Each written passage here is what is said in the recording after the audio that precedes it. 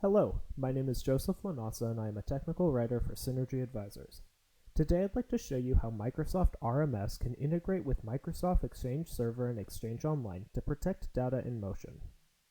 I'll show you how you can use Exchange features such as transport protection rules and data loss prevention to provide automatic protection of sensitive content.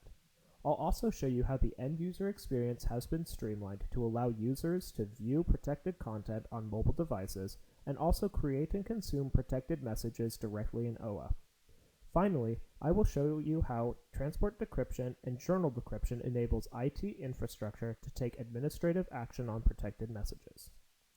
Let's start with prelicensing, a feature in Exchange 2007 and later that allows users to open protected messages without requiring them to contact the AD RMS cluster. This allows users to sync their email and then view protected messages even while offline. So how does prelicensing work? First, a user creates and sends a protected message to a coworker. The Exchange server intercepts that message and obtains the necessary permissions on behalf of the recipient. The Exchange server then delivers the message with these permissions, and the user is able to access the protected message at any time. I will demonstrate this feature shortly.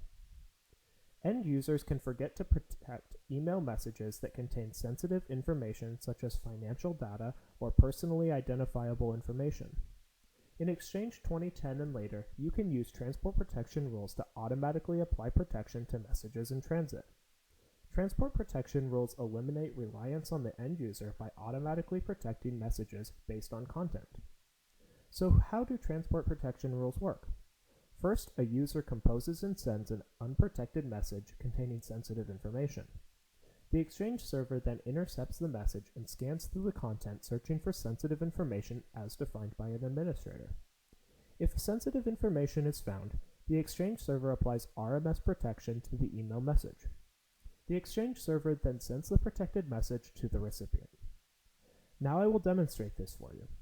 Chase will create an unprotected message containing sensitive information and send it to Leah. Here, we see that Chase has just finished creating an email message for Leah. Notice that the message is unprotected. Also notice that the message contains a credit card number and should be protected based on company compliance policy. Chase will now send the message to Leah. Leah will open the message from Chase. Notice the banner stating that the message is protected. This protection was applied in transit by a transport protection rule based on the credit card information. Also notice that Leah is offline and still able to open the message. This is prelicensing at work. The use license was delivered to Leah along with the message, allowing her to open the protected message even while offline.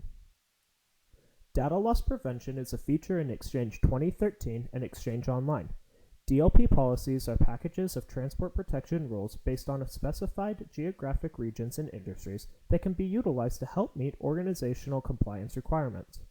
Here, Micah has navigated to the Exchange Admin Center. Micah will click Compliance Management, then Data Loss Prevention. You can see that there are two DLP policies currently implemented in his organization. One policy protects messages containing financial data. The other protects messages containing HIPAA information. Now, Micah will create an unprotected email message that includes a social security number. The presence of this number will trigger the HIPAA DLP policy. He will then send the message to Chase. Now Chase will open the email, and you can see that the message has been protected with RMS, based on an action in the DLP policy. Outlook protection rules provide automatic protection based on the recipient's department or scope.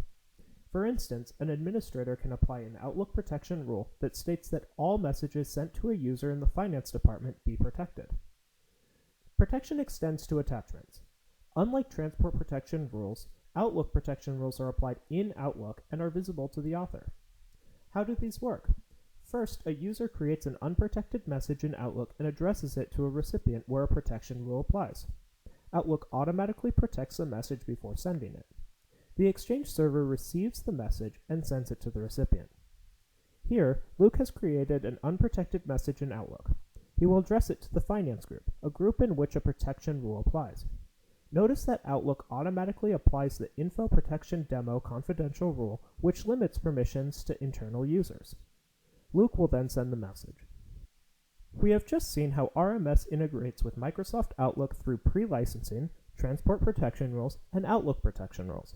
Now I will show you how you can use RMS with the Outlook web app. The Outlook web app allows users to access mail messages through a web browser. In the past, users could not create or consume RMS protected messages through OA. However, OA users can now utilize RMS on all internet browsers without the need to download an application or hotfix. Imagine Chase is working on a kiosk computer that does not have Microsoft Outlook configured. He has just finished working on a document that he needs to share with me. Notice that this document has not been protected. Chase will create a new email message in OA and apply template protection to it. He will then attach the unprotected document and send the message to me. Now I will open the email Chase just sent. Notice that I can view the protected message in OA. I can also preview the attachment and notice that it opens in OA using the Microsoft Office web application. I can also download the spreadsheet. Notice that the document has inherited the protection policy from the protected email. RMS integrates with Microsoft Exchange ActiveSync to allow mobile users to read RMS protected messages. At this time, mobile users can also open protected text and graphic file attachments using the Microsoft RMS sharing application. Here, you can see that Chase has opened a message with a protected attachment from Leia on his iPhone.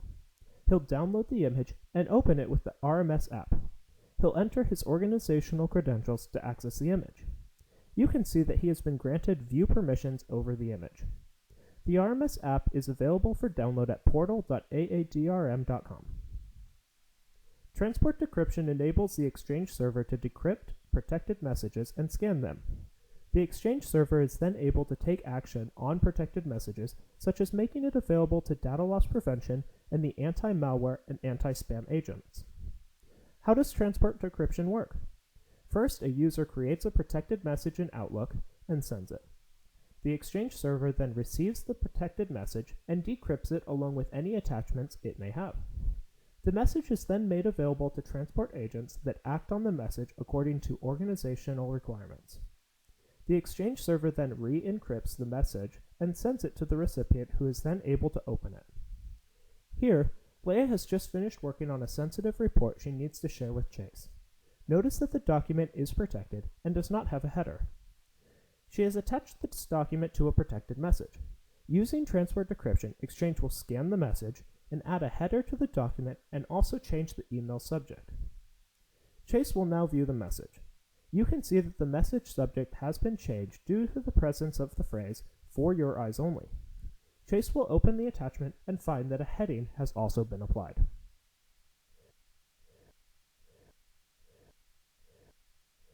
Journaling is a feature in Exchange that automatically forwards messages to a journal administrator. Journal decryption expands on journaling by decrypting journaled messages and storing a clear text copy of the message. Message attachments are also stored in clear text. This allows content to be accessed for e-discovery, automated processes, and archiving. As an administrator, Micah will go to the Exchange Admin Center. He will click Compliance Management and then click Journal Rules. You can see that journal decryption has been applied for Chase, and all messages he sends and receives are also sent to the journal administrator. Now, Leia will send a message to Chase that is protected with the Do Not Forward policy. This policy will provide only Chase the ability to open the message. This message should be sent to the journal administrator. Micah will now navigate to the journaling inbox, where he will find the message that was sent to Chase. You can see that there are two copies of the message. The first is the original message that Micah cannot access. The second, Micah can view because it has been decrypted with journal decryption. In this video, I have shown you how Microsoft RMS integrates with Exchange to protect data in motion. We have seen how you can use transport protection rules, data loss prevention, and Outlook protection rules to automatically protect email messages and their attachments. We have also seen that you can now utilize RMS with OA and mobile devices.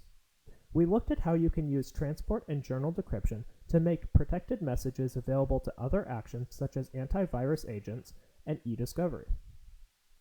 Synergy Advisors provides consultancy and training focused on information protection with Microsoft RMS. For more information on how Microsoft RMS can simplify your information protection needs, please visit our website at synergyadvisors.biz or the Microsoft RMS website at microsoft.com/RMS. Thank you for watching.